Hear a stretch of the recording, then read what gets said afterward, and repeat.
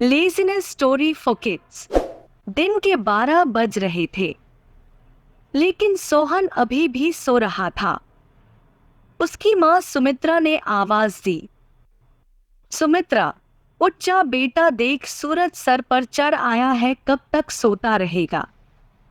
लेकिन सोहन पर कोई असर नहीं हुआ। वह चादर से मुंह ढककर दोबारा सो गया। कुछ देर बाद उसे खाने की खुशबू आने लगी। दाल में तड़का लगते ही उसे जोर से भूख लगने लगी। सोहन उठा और सीधा माँ के पास रसोई में पहुंच गया। सोहन, माँ क्या बनाया है? सुमित्रा, पहले जाकर नहा, फिर आना रसोई में। दाल चावल बनाए हैं। दाल चावल सोहन को बहुत पसंद थे। वह फटाफट आंगन में गया और हैंडपंप से बाल्टी भरने लगा।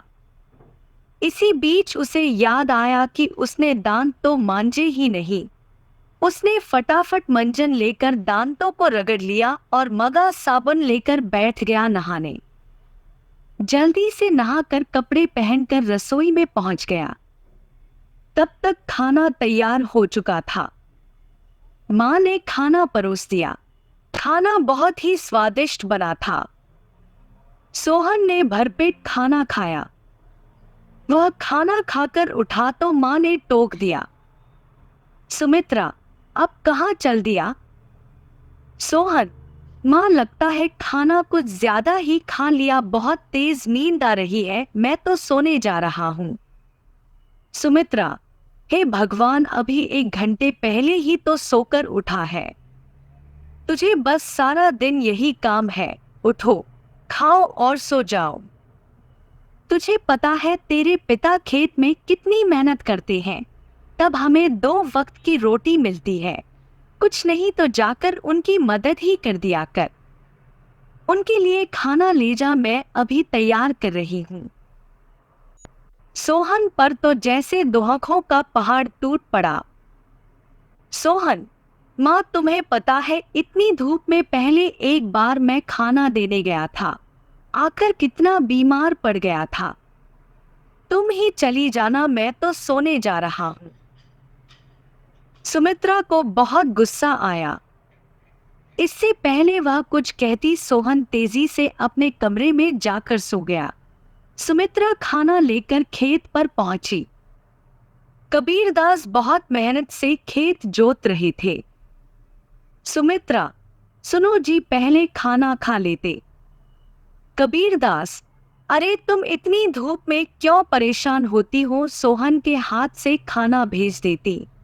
सुमित्रा, हमारे तो भाग्य ही फूट गए हैं। ऐसा आलसी बेटा मिला है, बस खाता है और सो जाता है। भगवान जाने इस लड़के का क्या होगा। कबीरदास, चिंता मत करो, एक दिन सब ठीक हो जाएगा। सोहन के माता पिता सोहन की आदत से बहुत परेशान थे। वह कोई भी काम नहीं करता था, बस सारा दिन सारी रात सोता रहता था। एक दिन सोहन के पिता ने कहा, कबीरदास बेटा, मैं खाद और यूरिया लेने शहर जा रहा हूँ, 2 दिन लग जाएंगे। फसल तैयार होने वाली है, तो सुबह खेत पर चले जाना और सारा दिन वहीं रहना, शाम को खाना खाकर रात को वहीं सोने चले जाना, कहीं कोई जानवर खेत में न घुस जाए या कोई और हमारी फसल को नुकसान न पहुंचा दे। सोहन, पिताजी, मुझसे ये सब नहीं हो पाएगा, आप माँ को बोल दीजिए। कबीरदास, नालायक, खेत की देखभाल आदमियों का काम होता है। अगर मुझे पता लगा तू खेत पर नहीं गया या फसल को नुकसान हो गया तो तेरी खैर नहीं। सोहन डर गया। वह पिता के जाने के बाद माँ से बोला, सोहन, माँ सुबह जगा देना, नहीं तो पता नहीं पिताजी क्या करेंगे। सुमित्रा मोहन को सुबह 4 बजे जगा देती है। सोहन हाथ में फावड़ा लेकर खेत में पहुंच जाता है। वहां जाकर देखता है चारों ओर ठंडी हवा चल रही थी। वह एक पेड़ के नीचे बैठ जाता है। तभी उसे हल्की हल्की रोशनी नजर आती है। पूरा खेत लाल रोशनी से भर जाता है। सोहन ने यह सब पहली बार देखा था। वह आश्चर्य से सब देखता रहा। कुछ ही देर में सूरज उगने लगा। यह देखकर सोहन को बहुत आश्चर्य हुआ। कुछ ही देर में सभी गांव वाले खेत में काम करने आ गए। सब अपने अपने खेत पर काम कर रहे थे। सोहन पेड़ के नीचे बैठा था। तभी उसके पास के खेत से माधो काका आए। माधो काका, सोहन मेरे खेत में पानी लग गया, अब तो अपने खेत में पानी काट ले। सोहन, काका मुझे तो कुछ पता नहीं, ये सब तो पिताजी ने कभी नहीं बताया। माधो काका, बेटा कभी पिता के साथ खेत पर आया है तो तुझे पता होगा। माधव काका ने अपने बेटे को बुलाकर पानी सोहन के खेत की ओर कर दिया।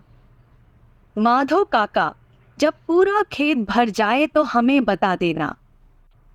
सोहन बैठकर देखता रहा, लेकिन सुबह जल्दी उठने के कारण उसे नींद आ गई। खेत में पानी बहुत ज्यादा भर गया। तभी माधव काका दौड़ते हुए आए। माधव काका, नालायक यहाँ सोने आया था।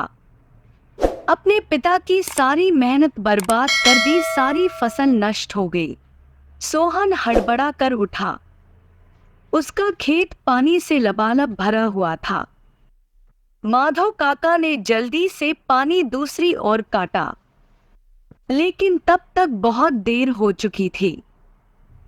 लगभग आधी फसल खराब हो चुकी थी। सोहन, काका अब कुछ नहीं हो सकता क्या? माधव काका, नहीं बेटा, तैयार फसल का ध्यान बच्चे की तरह रखना पड़ता है। समय से पानी देना, खाद देना, जानवरों से बचाना, इसीलिए हम दिन रात खेत पर रहते हैं। अब तो भगवान ही मालिक है। सोहन पेड़ के नीचे बैठा रोता रहा। दोपहर को सुमित्रा खाना लेकर आई। उसे सब पता लगा तो उसने भी सोहन को बहुत डांटा। शाम को सोहन घर नहीं आया, नहीं उसने खाना खाया। उसकी भूख प्यास नींद सब उड़ चुकी थी। अगले दिन जब कबीरदास घर वापस आए तो उन्होंने सोहन के बारे में पूछा। सुमित्रा ने सारी बात बता दी। कबीरदास सब छोड़कर दौड़ते हुए खेत पर पहुंचे। उन्होंने देखा मोहन पेड़ के नीचे बैठा रो रहा था। आधी फसल खराब हो चुकी थी। सोहन, पिताजी मुझे माफ कर दीजिए, मेरे आलस ने इतना बड़ा नुकसान कर दिया। आप चाहें तो मुझे पीट लीजिए। कबीरदास, नहीं, तुझे मारने से फसल ठीक नहीं होगी। वादा कर आज के बाद कभी आलस नहीं करेगा। चल अब घर चल, वही बात करेंगे। दोनों घर आ जाते हैं। सोहन की आंखों से अब भी आंसू बह रहे थे। सुमित्रा ने उसे खाना दिया, लेकिन उसने नहीं खाया और वह अपने कमरे में जाकर रोने लगा। सुमित्रा जी, अब क्या होगा? आधी फसल तो बर्बाद हो गई।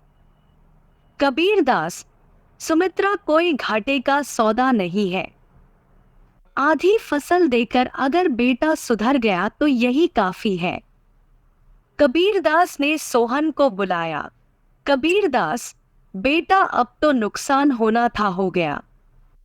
अब हमें कल से आधे खेत की फसल उखाड़ कर दोबारा बोनी होगी।